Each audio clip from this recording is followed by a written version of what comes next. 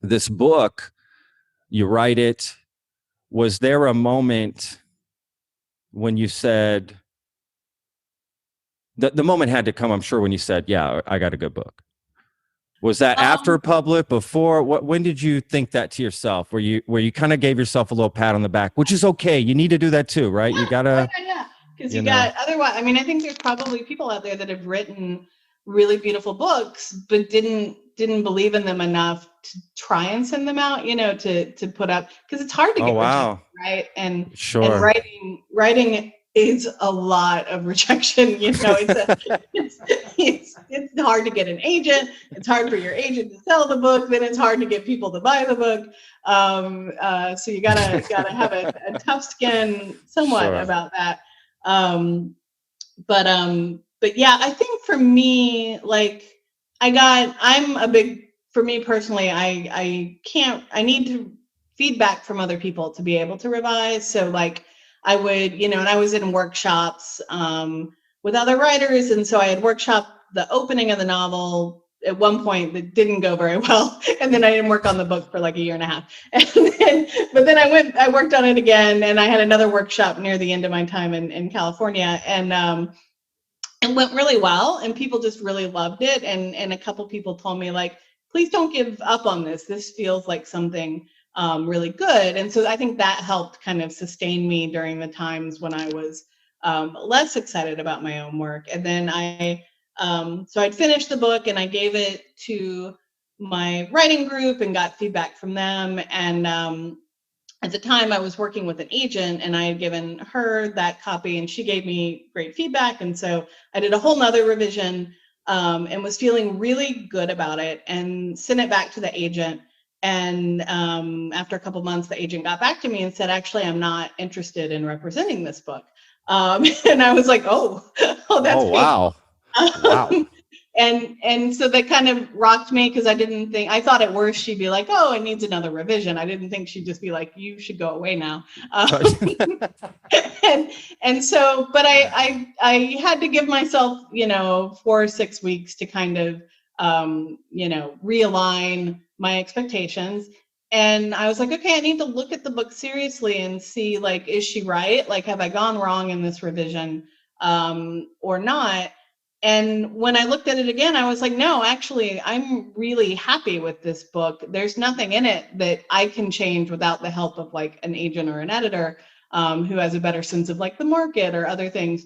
And so I was like, no, I'm going to go ahead and try and find a new agent without revising again. I'm just going to send it out again. So I think that was the moment that I was like, all right, even though this person whose opinion I had respected in the last revision doesn't like it, I don't agree with what she's saying, and I'm just going to go ahead and move forward, which was wonderful because then I found an agent, without revising it again. And after it sold, my editor at Doubleday, we did a few big revision passes. She's brilliant and she made the pacing so much better and just found some other problems in there. But like the book that sold, that did really well, better than I was expecting, was that version that got rejected. So Wow. that felt good.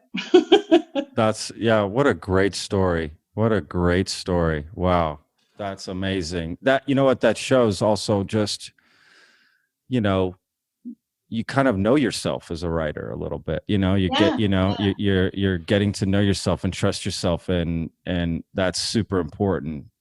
Wow. That's a great story. Again, for people like, listening, who are maybe writing or thinking about that, like, that's an important step that you took there, I think, for sure. Wow. yeah, yeah. Love that. I think it's important people hear those things because they know. I mean, I think a lot of when you want to write, when that's what you're drawn to, it's not something that goes away. So, like, for a long time, I taught online, like, continuing education classes, and a lot of the people in there were older. A lot of them were retired, but I had two different students that were men who were over 80 and they had retired. They had been doctors or lawyers, and they told me I always wanted to write, but I felt like I needed to get a stable job, and so I went in this other direction, but the urge to write never left me. And now that I don't have other things to do and I can see I'm nearing the kind of final portion of my life, that's what I want to do, is I want to write. And so,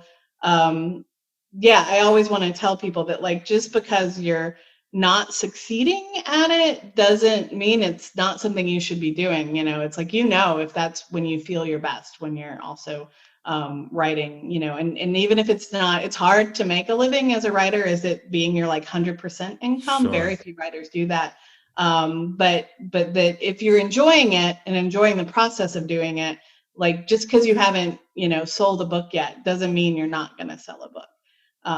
There's Wow. tons of debut authors that are older. I mean, I'm 47 and this is my debut novel. So just because you're getting into middle age, don't worry about it. You can still be a debut author. I love it. No, that's awesome. Wow, what great advice. That's very motivating, actually. That's what people need to hear. So people need to hear. Don't give up. If it's in you, you feel it, go for it, no matter where you're at. Because everyone's journey is different, for sure. That fork in the Yeah. road or wherever, right? It comes at a different time. So yeah, for sure. And sometimes you got to put away, sometimes life is too much and you can't focus on those side things, because you got to focus on, your life in some way. But that it's you can come back to it after time off. It doesn't mean that it wasn't meant to be. Absolutely. And, what do you want out of writing? Are you trying to be on a bet? Maybe you just want to write for yourself and this and that, I still write music and, stuff literally just for myself. Nobody hears it. I just, that's what I like to do. Just sit down and whatever, have some fun. So it's completely therapeutic and selfish in a lot of ways, but good God, I hope nobody ever hears it. That's what my neighbors, listen, my neighbors are the ones be like, listen, no, he needs to stop. Actually, I know I know he loves it and all, but he needs to stop. At least writing is quiet, at least. Right? Yeah, writing is quiet at least. Okay, I'll get some headphones, guys. Neighbors, if you're listening, I'll get some headphones. That's hilarious. They're just like, dude, does he have to play Forever Young 100 more times? I just heard an episod of This American Life recently, which was the story great. I love that one. I love it. Yeah, it's so podcast. good. And it was in Ireland, and during lockdown, this guy decided that he wanted to learn how to play the alto sax. And so, but his like next door neighbor in the house, she just started recording him because he just kept playing the theme from the Pink Panther over and over again. So 4 times a day for like 30 minutes at a time, she had to listen to the Pink Panther. So she started recording it and putting it on social media. But anyway, it's like, but there's something really beautiful in that, though, that somebody loved not great if you're the neighbor and trying to have meetings, but like, I love that human beings will do that. They'll spend that much time on one song because it just it feels right to them. It feels right. It's just a selfish thing. It's like, hey, this is for me. This is what I'm going to do. I do everything sort of selfishly. It's for me. If you enjoy it, great. In some ways that's a good thing, because I don't overthink it. I'm not worried about trying to meet you halfway as someone, getting my art, right. Whatever it may be. Like, that's not what I want from an artist. Don't worry about me. You do your thing. I want to see you. Just if I like it, cool. If I don't, there's no problem. It's no big deal.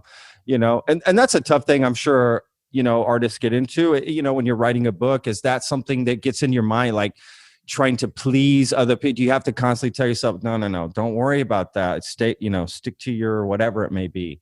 Is that, I know. I think it's hard. It's, because it's also about like making a living, right? And so you've got like the market is in your head, right? Like, sure, it's a balance. Are they not going to like this? And you want to give people a book they'll enjoy, but you want to write the book that you would enjoy too, which might not be the bestseller. I think too, like I don't think you should think of those things as like selfish just because they're for you. Because one of the nice things I think that I see in a lot of like nonfiction books coming out the past 5 years is like there's books with titles like How to Do Nothing or How to Be Idle. Like this idea, I know I feel like the culture I was in raised me this way of like, you've got to be productive. You got to be out there 100%. Yep. being productive, contributing to the world, but also, being a good capitalist, and everything has to be monetized. Yeah. And like, I think taking back, like there's a real push now for like artisan craft stuff, like people just like making honey or doing whatever. You're And right.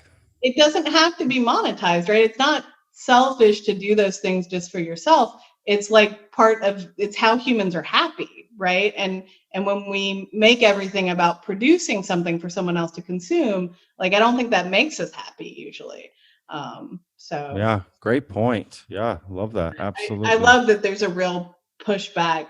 I think so many people right now are having such trouble making ends meet. Like houses are so expensive, insurance Yeah. is so expensive, education is so expensive, that we've kind of reached a tipping point where we're like, you know what? Like I've got to realize money isn't important because I'm living in a world where money has a really strange kind of meaning.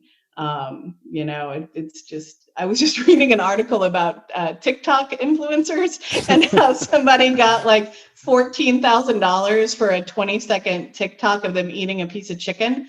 Wow. And you're just like, we're living in a world where like none of this makes any sense in terms of relative value. So it's like it makes us want to, you just want to pick up your guitar and fool around for an hour, because it feels much purer.